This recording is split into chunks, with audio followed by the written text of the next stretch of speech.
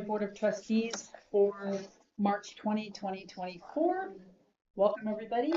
Let's stand for the pledge.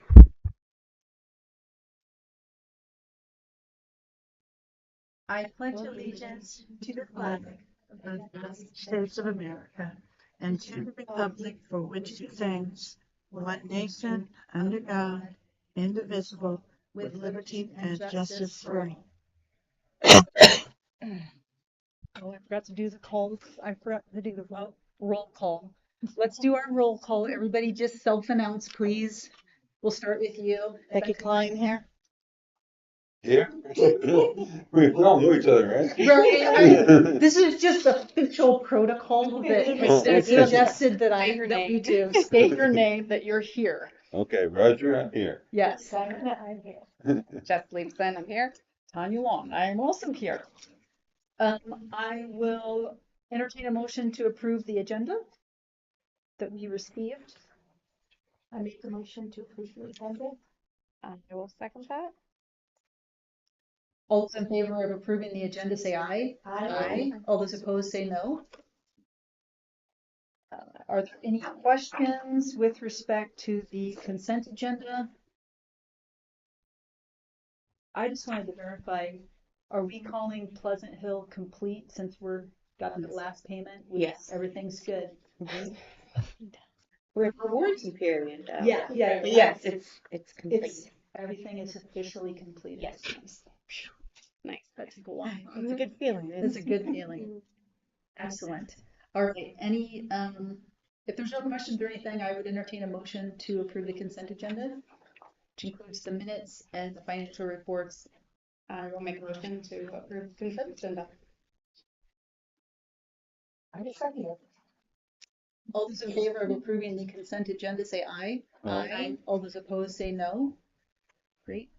We will start with our public comment. First up, I have Connie Poisel.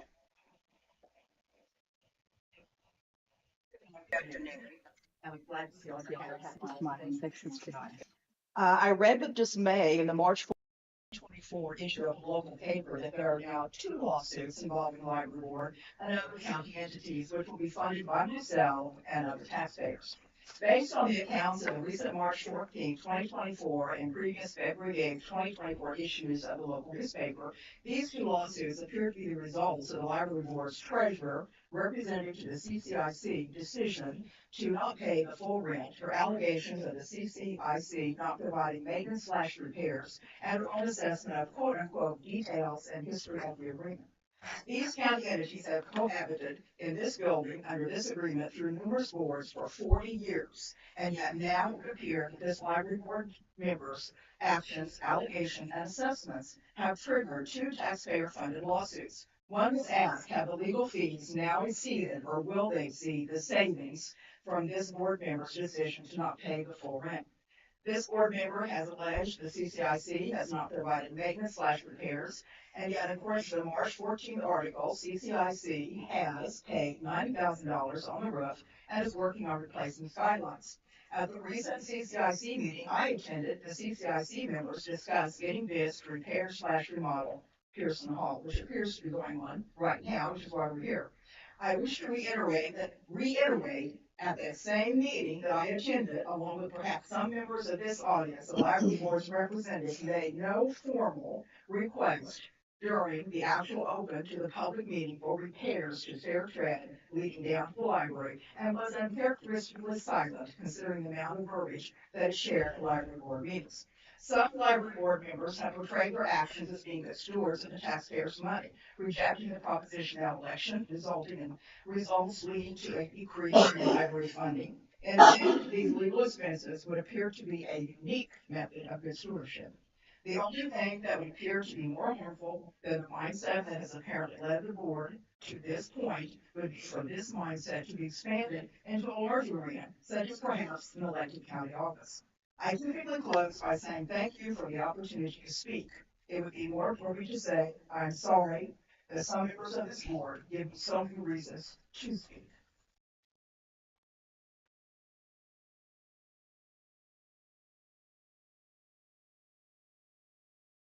I have next Mr. Tom Marshall. Thank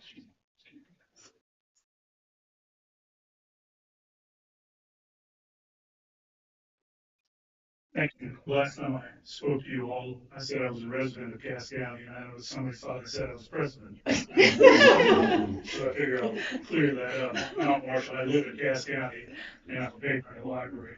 I'm a retired attorney and spent most of my career representing labor unions. I don't know if the tax on the book is perfectly normal or still going on, but I came across a couple of items I thought you might want to know about. Robert Harris, the author, reported that a 10-year-old girl in Delaware picked up as perfectly normal while at the library with her mother. When they came home, she showed her mom the chapter on sexual abuse and said, "This is me." She was being abused by her father, and it was the first time she'd spoken about it. The father was convicted, and the judge said there were heroes in this case. One was the child, the other was the book. The writer of the article from which I'm reading, also a hero, was the librarian who made the book available on the shelves. The following is a published account of a conversation with Robbie Harris, the author of the book, which includes another incident Harris experienced regarding her book. At an event, the librarian shared with Harris that it's perfectly normal kept disappearing from the shelves. They replaced it several times, but it kept happening. It was beyond their budget to do so. Then one day, all the books came back in a backpack with a note. I took this book because I thought no child or teenager should read it. Then my 14-year-old niece got pregnant, and now I realize that children do need books like this. There's not much talk in your board meetings about the rights of parents. I agree that parents have rights that must be respected. However, when any person tries to dictate what other people's children can or cannot read, that's not a parent right. As I said the last time I spoke to you, the Missouri Public Library Trustee Manual from the Missouri Secretary of State provides public libraries are for everyone. There are those who want to limit what others may read, see, or listen to, but libraries provide the right of unrestricted access to the expressions and beliefs of others. The board should offer an open, conserved image without accommodating censorship demands. Public libraries have an important mission to protect the right to read. As we all heard somewhere in the past, reading is fundamental.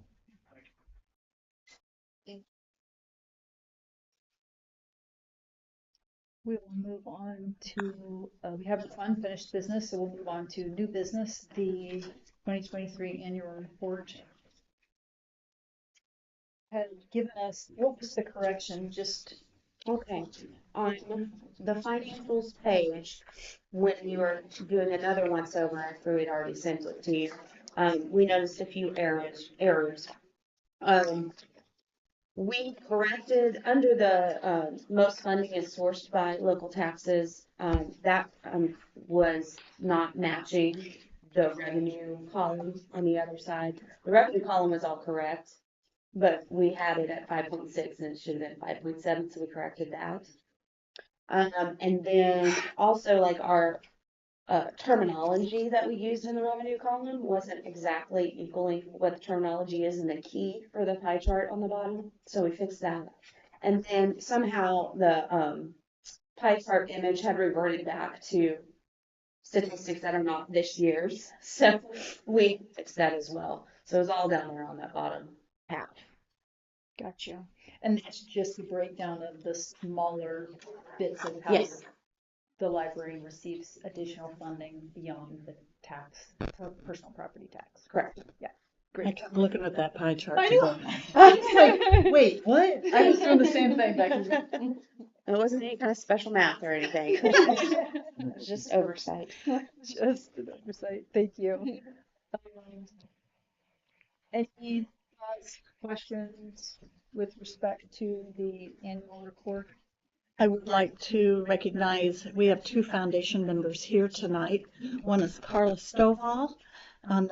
She's raising her hand. She's our new vice president. And the other one is Denise Whisper. And they were both very, very helpful with the book sale and have been very supportive of the foundation before they were even on the foundation. Nice, thank you so Thank you. much. Appreciate that.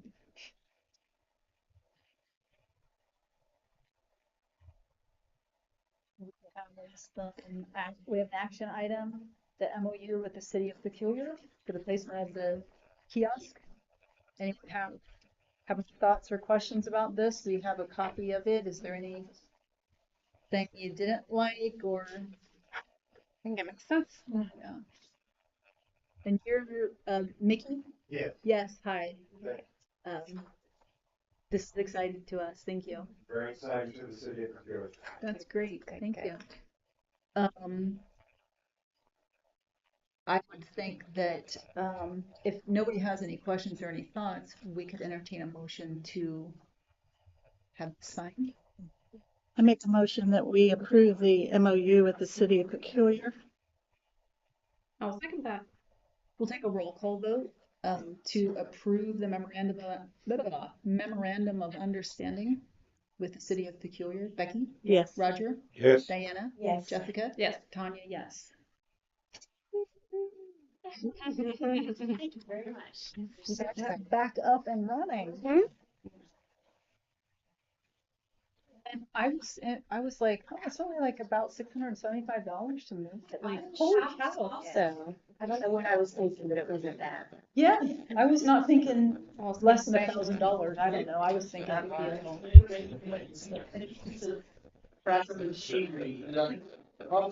Okay. That's awesome. That's great. Thank you. All right. Director reports? Yes, so, I'll start with staff changes as usual. We have good things to report. We've hired for the 12-hour library assistant at Pleasant Hill. We hired Trisha Brown for that. And, for the substitute at Pleasant Hill, Jeanette Baker. And they've already started training and everything.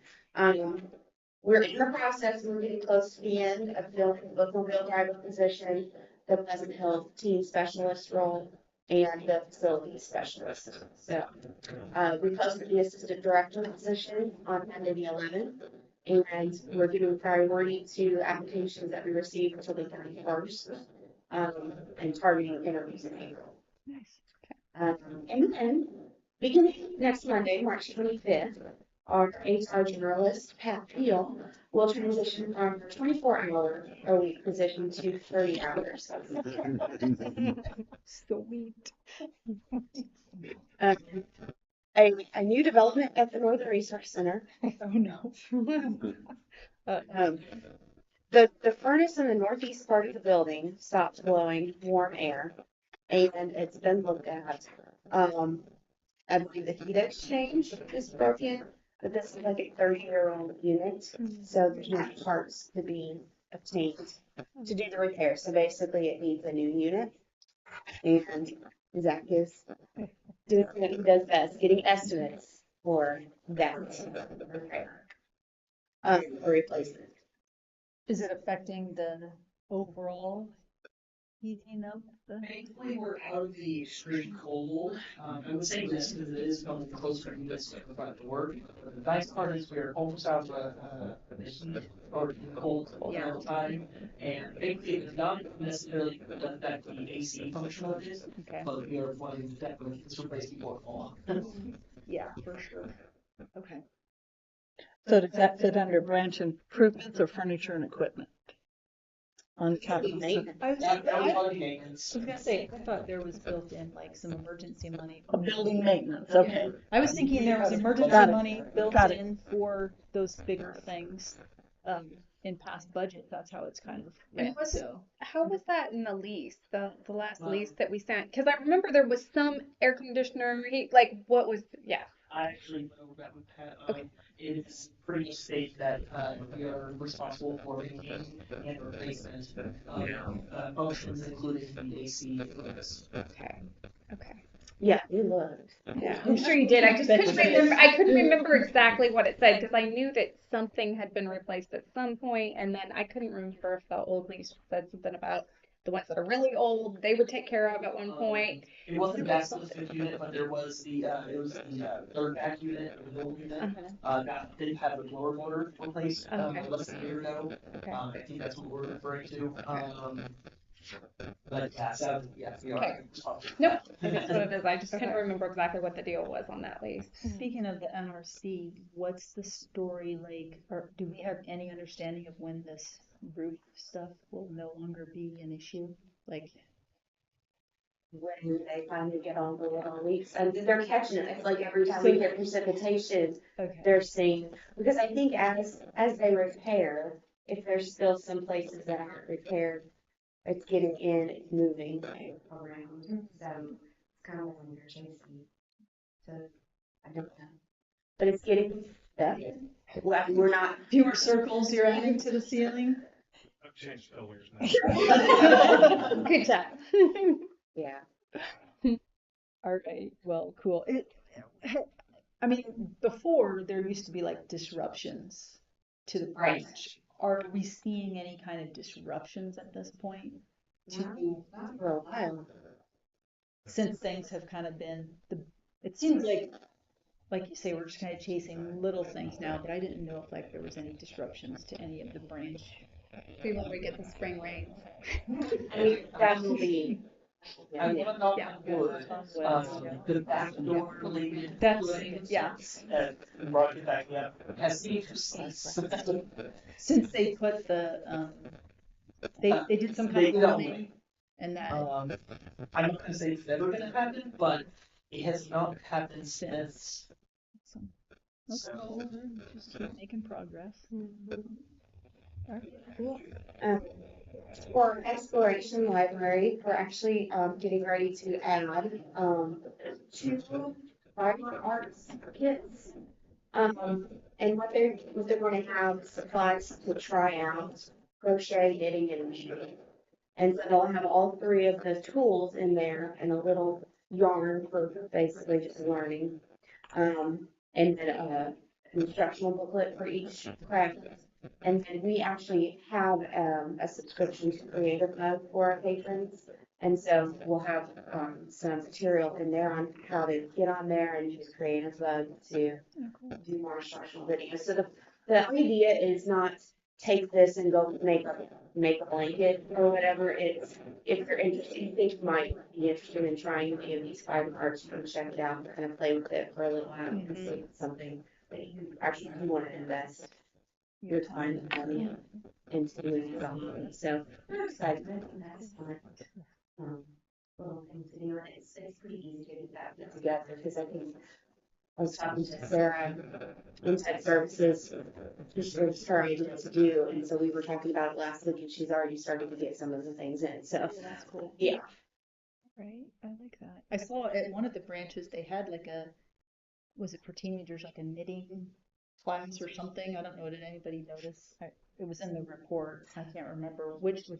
I can't remember which location it was, but they had like knitting or something, crocheting. It was what, but it was like, oh, that kind of fits. Like, Yeah, I mean, there's definitely, because we have, in Pleasantville, we've got like a crafting group that meets regularly there, so we've got some programs where it's instructional to learn how to do these things, so it fits in multiple ways of the things we're already doing, and also clean up those things too.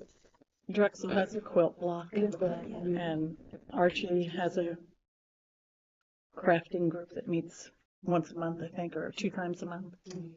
Yeah. That's cool. And speaking of Archie, and this was in your packet, but starting on Monday, June 3rd, we are going to adjust our hours so that they can be open on Fridays from 1 to 5. And there's been requests from the community to have some time on Fridays to be able to come in, and Sherry did a fantastic job of kind of analyzing the traffic and circulation patterns for the past year at her branch. And so they'll open an hour later on Mondays and Thursdays.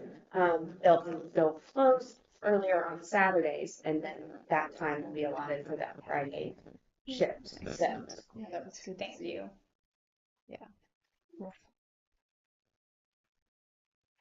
That's all. that's all. Okay, well, trustees report, any updates? Foundation, CPIC. The foundation doesn't meet again until April 8th. Okay. Any trustee comments, anything?